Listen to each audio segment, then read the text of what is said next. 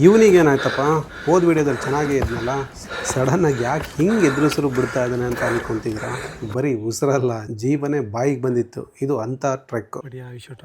ಸಂಪಿಗೆ ಮರ ಸಿಗುತ್ತೆ, ನಿಜವಾಗ್ಲೂ ಹೇಳ್ತೀವಿ. 1000 ವರ್ಷಗಳ ಇತಿಹಾಸ ಇದೆ. Most difficult trek are the most difficult trek in South India ಅಂತ ಅನ್ಸುತ್ತೆ. Welcome to Pushpagiri wild life.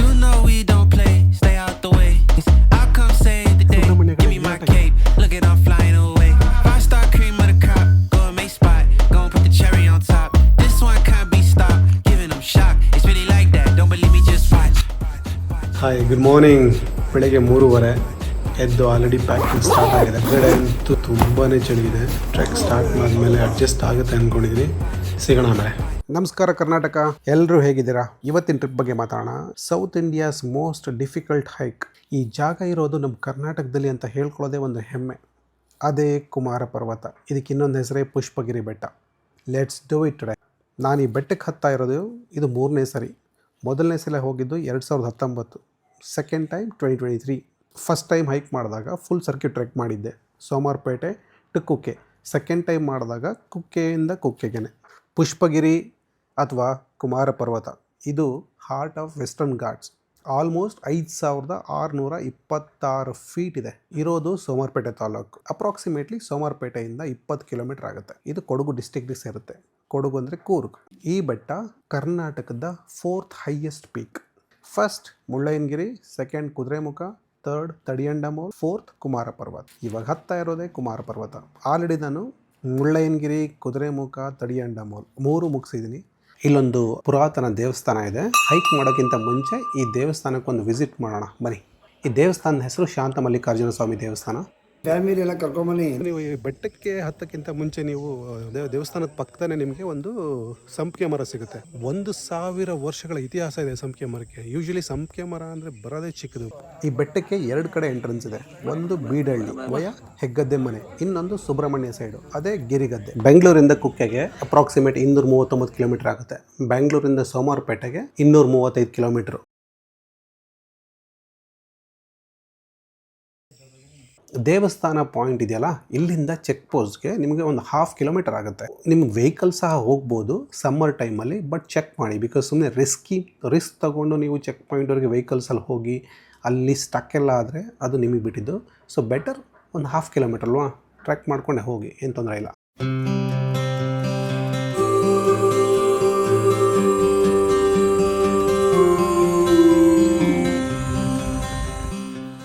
So this is the entrance. ಇದು ಆಕ್ಚುಲಿ ಪೊಲೀಸ್ ಚೆಕ್ ಪಾಯಿಂಟ್ ಇದೆ ಇಲ್ಲಿ.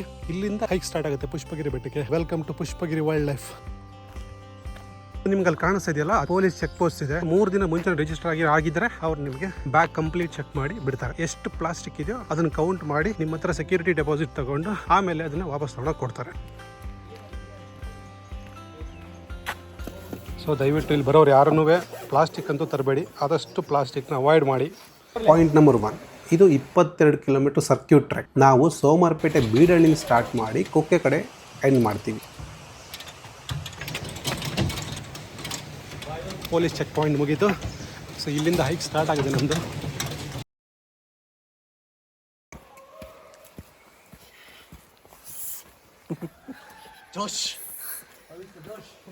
ಪಾಯಿಂಟ್ 2, ಇನ್ ಕೇಸ್ ನೀವು ಪ್ಲಾಸ್ಟಿಕ್ ಬಾಟಲ್ಸ್ ತಂದಿದ್ರೆ ಫಾರೆಸ್ಟ್ ಡಿಪಾರ್ಟ್ಮೆಂಟ್ ಅವರು maximum ನಿಮಗೆ 3ರಿಂದ 4 ಬಾಟಲ್ನ carry ಮಾಡೋಕ್ಕೆ ಮಾತ್ರ ಬಿಡ್ತಾರೆ.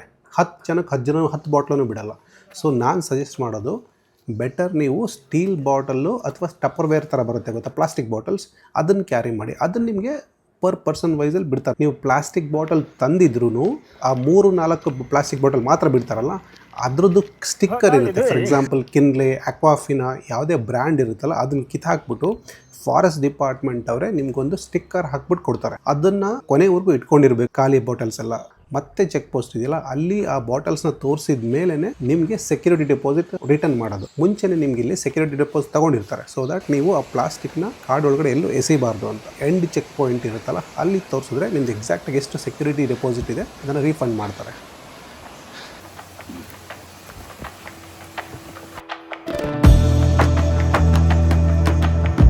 ಸೊ ಇನ್ನೂ 5 ಕಿಲೋಮೀಟರ್ ಹೋಗಬೇಕು ಪುಷ್ಪಗಿರಿ ಪೀಕ್. 5 ಕಿಲೋಮೀಟರ್ ಇದೆ, ಮಾಡೋಣ.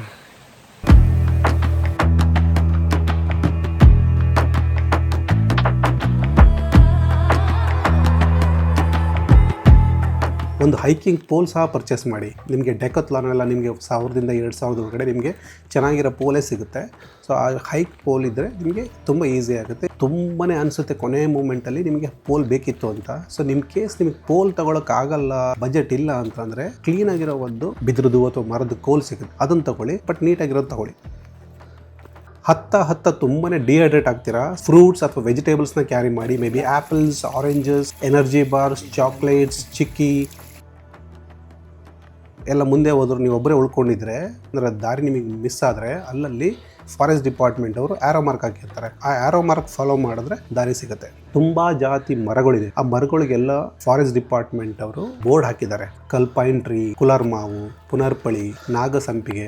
ಆ್ಯಕ್ಚುಲಿ ಫಸ್ಟ್ 3 ಕಿಲೋಮೀಟರು ತುಂಬ ಮಾಡ್ರೇಟ್ ಅನ್ನಿಸ್ತಾ ಹೋಗುತ್ತೆ. ಬಟ್ ಬರ್ತಾ ಬರ್ತಾ ನಿಮ್ಮ ಕಂಪ್ಲೀಟ್ ಎಂಡ್ಯೂರೆನ್ಸ್ನ ಚೆಕ್ ಮಾಡುತ್ತೆ. ನೀವು ವಾಕ್ ಮಾಡ್ತಾ ಪಕ್ಕನೇ ನಿಮಗೆ ಜರಿ ಸಿಗುತ್ತೆ.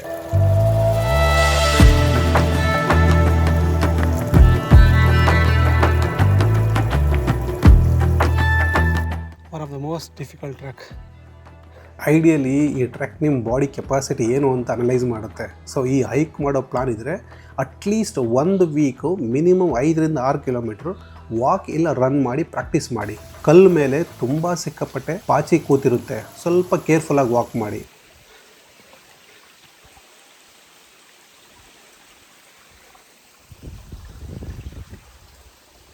ಸೊ ಸೋಮವಾರಪೇಟೆಯಿಂದ ಟೋಟಲ್ 4 ಕಿಲೋಮೀಟರ್ ಹತ್ತಿದ್ದೀವಿ. ಇನ್ನು 3 ಕಿಲೋಮೀಟರ್ ಹೋಗಬೇಕು ಟು ದ ಸಮಿತ್, ಅಂದರೆ ಮೇಲ್ಗಡೆ ಫುಲ್ ಟಾಪ್.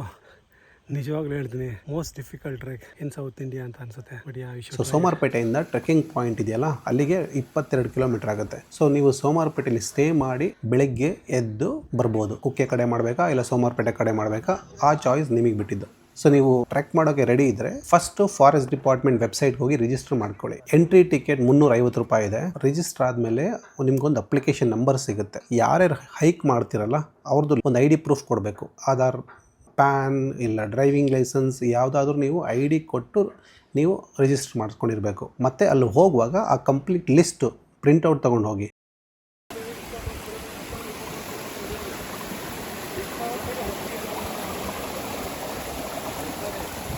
ಮಾನ್ಸೂನ್ ಟೈಮಲ್ಲಿ ಹೋದರೆ ಸೋಮವಾರಪೇಟೆಯಿಂದ ಭಟ್ರ ಮನೆವರೆಗೂ ಮಿನಿಮಮ್ 15 ಚಿಕ್ಕ ವಾಟರ್ ಸ್ಟ್ರೀಮ್ ಸಿಗುತ್ತೆ.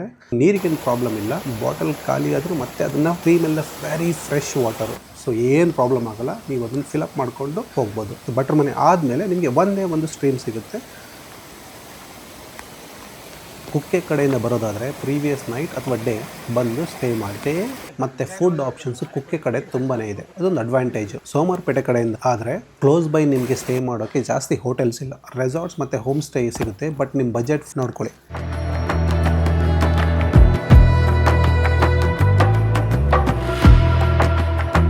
ಮಾನ್ಸೂನಲ್ಲಿ ಒಂದು ರೈನ್ ಜಾಕೆಟ್ನ ಕ್ಯಾರಿ ಮಾಡಿ. ಶಾರ್ಟ್ಸ್ ಅಂತೂ ಬೇಡ, ಫುಲ್ ಪ್ಯಾಂಟ್ ಇದ್ರೆ ಒಳ್ಳೇದು. ಲೀಚಸ್ ತುಂಬ ಇದೆ. ಸೊ ಯಾವಾಗ ಹೆಂಗೆ ಹತ್ಕೊಳ್ಳುತ್ತೆ ಗೊತ್ತಿರಲ್ಲ. ಒಳ್ಳೆ ಟ್ರೆಕ್ಕಿಂಗ್ ಶೂಸ್ ತಗೊಳ್ಳಿ.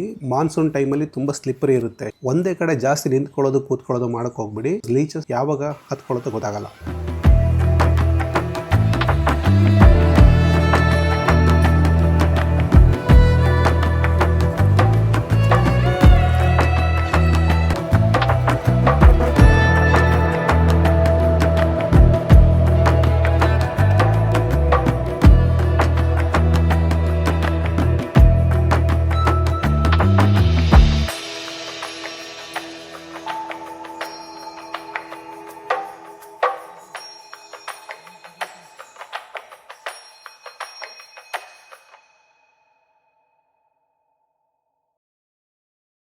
ಸೊ ಫೈನಲಿ ನಾವು ಮೇಲ್ಗಡೆ ಅಂದರೆ ಸಮಿತ್ 12:30ಗೆ ಅಂದರೆ ಸಮಿತ್ಗೆ ರೀಚ್ ಆಗಿ.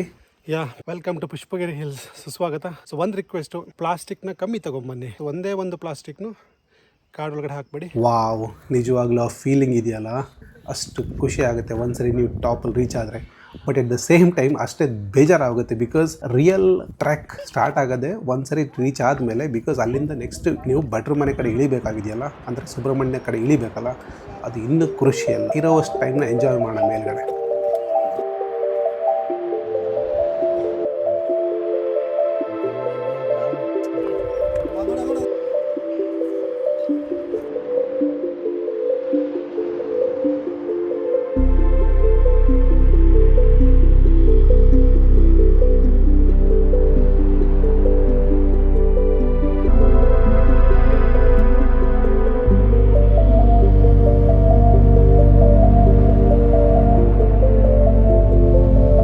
ಇದು ಹಿಂಗಡೆನೆ ಒಂದು ವ್ಯೂ ಪಾಯಿಂಟ್ ಇದೆ. ಆ ವ್ಯೂ ಪಾಯಿಂಟ್ ಹೋದ್ ನೋಡಿದ್ರೆ ಒಂದು 5 ಮಿನಿಟ್ಸ್ ಟೈಮ್ ಸ್ಪೆಂಡ್ ಮಾಡಿ ನಿಮ್ಗೆ ಆ ವ್ಯೂ ಇದೆಯಲ್ಲ, ಓ ಮೈ ಗಾಡ್, ನಿಮಗೆ ಎಂಟೈರ್ ನಿಮಗೆ ವೆಸ್ಟರ್ನ್ ಘಾಟ್ಸ್ ಕಾಣುತ್ತೆ.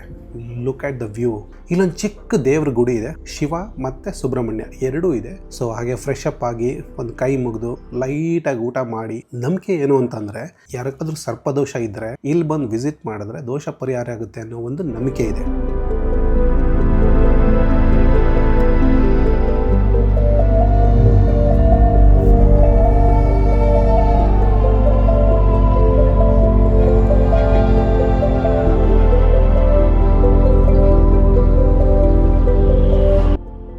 ಇಷ್ಟೊತ್ತರೆಗೂ ಈ ವಿಡಿಯೋ ನೋಡಿದ್ದಕ್ಕೆ thank you so much. Next ವಿಡಿಯೋದಲ್ಲಿ ಸಿಗೋಣ.